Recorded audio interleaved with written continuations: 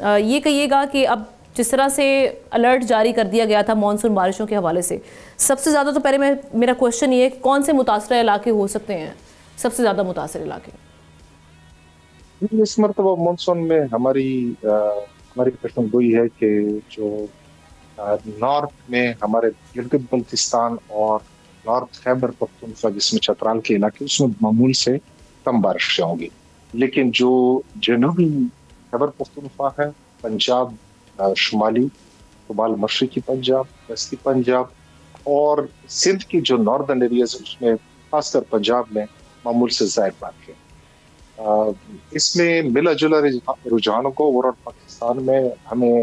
Monsoon چونکہ start ہو گیا اور تھوڑا پہلے سٹارٹ ہوئے، یہ وسطی مڈ ستمبر تک جاری رہے گا۔ اس میں کچھ جگہ پہ بارشیں زیادہ ہوں گی، کسی ٹائم پہ ہیٹ ویو کا سامنا کرنا پڑے گا، اور جو ہمارے ناردرن ایریاز ہے چونکہ وہاں پہ تھوڑی سی معمول سے کم بارشیں ہوں گی اور وہاں پہ جو ٹیمپریچر ہے وہ ذرا زیادہ ہونے کا خطرہ ہے، تو وہاں پہ میں glacier lake out burst flooding جو ہمارے کئی وہ بنی ہوئی ہیں ڈیلر ان پہ پڑنے کا۔ تو اس کے حوالے سے ابھی آپ نے کہا ایک لا آف الرٹ جو جاری کیا گیا ہے glacier lake out burst flood, اس کے لیے پیشگی اقدامات کیا کیے گئے ہیں؟ ہمارا جو پیشگی اقدامات ہے جس کو ہم اینٹیسپیٹری ایکشن کہتے ہیں، اس کا ہمارا پورا پروٹوکول بنا ہوا ہے اور ہم نے ایک گائیڈ بک بھی جاری کی ہوئی ہے جو ہر علاقے کی کمیونٹیز، اس کی جو حکومتیں ہیں، وہاں پہ جو ادارے ہیں فیڈرل پروونشل، سارے اداروں کی ساری ریسپانسبلٹیز اس میں، اور وہ کیا کیا پیشگی اقدامات ہو سکتے ہیں۔ For example glacier lake out burst flooding کے جب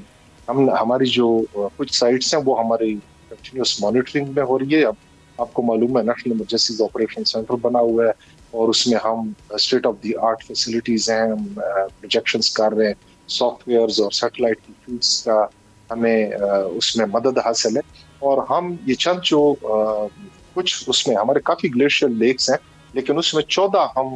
جو زیادہ خطرناک ہیں ان کو ہم مسلسل مانیٹر کرتے ہیں۔ اس میں بھی 5 ایسے گلیشیئرز ہیں جن پہ ہماری نظر رہتی ہے، اور اس میں ہم نے ایک تو ارلی وارننگ سسٹم ہے، وہ ہم الرٹس جاری کر دیتے ہیں جی بی ڈی ایم اے کے پی ڈی ایم اے کو۔ اس میں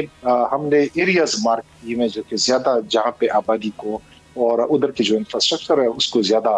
خطرہ لاحق ہو سکتے ہیں، ان کو ہم اینٹیسپیٹری ایکشنز میں لوگوں کو پہلے سے وہاں سے ایویکویٹ کرنا، ان کی کیمپ مینجمنٹ کرنا، ان کو ان کی ٹریننگز کروانا، ڈرلز کروانا، یہ سارا شامل ہے جو ہم پہلے کرتے آ رہے ہیں اور ابھی بھی جاری ہے۔ تو اس طرح کے اقدامات سے ہم کافی نقصان کو اچھا، یہ جو صوبائی ڈیزاسٹر مینجمنٹ اتھارٹی ہے، اس کے ساتھ ساتھ اگر ہم دیکھیں یہ جو این ڈی ایم اے کا جو ڈپارٹمنٹ ہے ڈیزاسٹر رسک ریڈکشن، یہ کس طرح سے اس کا کوآرڈینیٹ کر رہا ہے، کس طرح سے کام چل رہا ہے، یہ ذرا ہمیں بتائیے گا۔ Thank you for this question. یہ آپ نے بڑا صحیح وہ کیا، چونکہ ہمارا جو کانسٹیٹیوشنل فریم ورک ہے آئینی، اس کے مطابق ڈیزاسٹر مینجمنٹ بیسیکلی ہماری جو پروونسز ہے ان کی رسپانسبلٹی ہے، لیکن ان پروونسز نے آرٹیکل 144 کے تحت فیڈریشن سے ریکویسٹ کی ہے کہ آپ ڈیزاسٹر مینجمنٹ کو فیڈرل لیول پہ، نیشنل لیول پہ ڈیزاسٹرز کا ہمیں سامنا ہوتا ہے تو ہم اس میں کلیدی کردار ادا کرتے ہیں۔ ہم نے اس چیز کے لیے ایک انسٹیٹیوشنل اسٹرکچر بنایا ہوا ہے جس کو ہم پروونشل کوآرڈینیشن کہتے ہیں، وہ ڈی آر آر ونگ میں اور این ڈی ایم اے میں موجود ہے، اور ہم نے ایک انسٹیٹیوشنل اسٹرکچر جو نیشنل ڈیزاسٹر مینجمنٹ کمیشن ہے انڈر دی ایکٹ، جس کو پرائم منسٹر صاحب چیئر کرتے ہیں اور ہمارے چیئرمین این ڈی ایم اے اس کے سیکریٹری، اس میں چیف منسٹرز بھی ہیں اور کی منسٹرز بھی ہیں۔ اس کے علاوہ ہم نے ایک آپریشنل لیول پہ ایک national disaster management coordination forum بنایا ہے انڈر دی ایکٹ، اور اس کو chairman N D M A chair کرتے ہیں، اس میں سارے D Gs P D M As ہوتے ہیں، اور ہم ان کی میٹنگز ریگولرلی کرتے ہیں۔ ابھی پچھلے دنوں بھی ہماری ایک میٹنگ ہوئی ہے، اس میں ہم یہ ساری فور کاسٹ اور اس کے لائکلی امپیکٹس کو ہم جائزہ لیتے ہیں اور سارے صوبوں کو ہم آن بورڈ کرتے ہیں کچھ اقدامات کے لیے، جس میں ہم ان کی تیاری کو دیکھتے ہیں، ان کے کوئی ایشوز ہوں، کوئی اسٹاپ گیپ ارینجمنٹس ہوں، کوئی ریسورس موبلائزیشن ہو، ان کی جو اسٹاکنگ پالیسی کے تحت ہم نے ایک فیڈرل اسٹاکنگ پالیسی دی ہوئی ہے، national D R R policy ہے، اس کے تحت جو اقدامات ان کے بنتے ہیں اور جو ہم ان کو سپورٹ کر سکتے ہیں، ان سب چیزوں کا جائزہ لیا جاتا ہے، اور ایسے جو بین الصوبائی مسائل ہیں ان کو بھی ہم کم کرنے کی کوشش۔ سبسکرائب کریں اور بیل دبائیں تاکہ کوئی خبر رہ نہ جائے۔